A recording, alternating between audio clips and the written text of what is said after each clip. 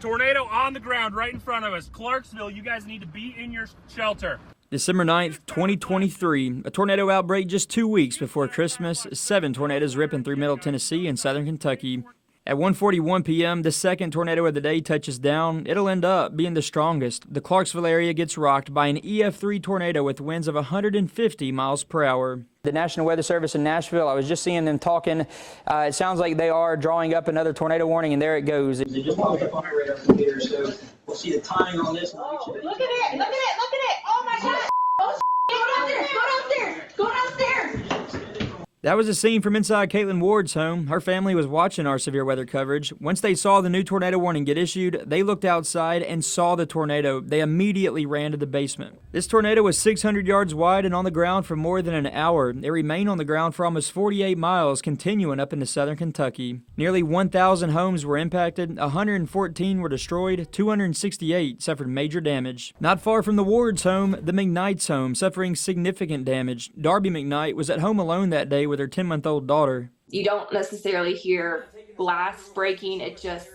The noise was just so overwhelming. The whole time, I literally was just on him crying and thinking like, I'm about to die. Me and my child are about to die.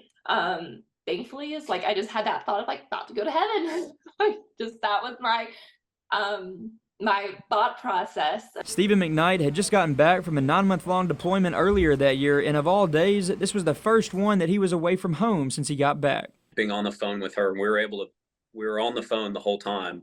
I couldn't hear anything through the phone just besides her, telling me what was happening, what she was hearing, her crying, and it was just devastating. You never know when these things are going to happen.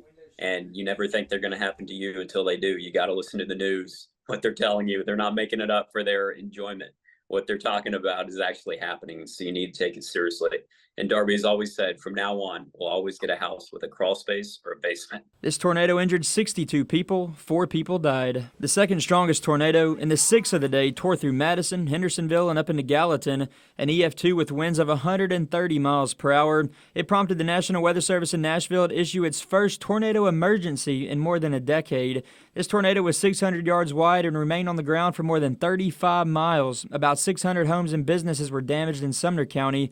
22 people were injured, 3 people died. In total that day, there were 2 EF1 tornadoes, 4 EF2s, and 1 EF3. I'm Fox 17 Code Red meteorologist Brett Luna.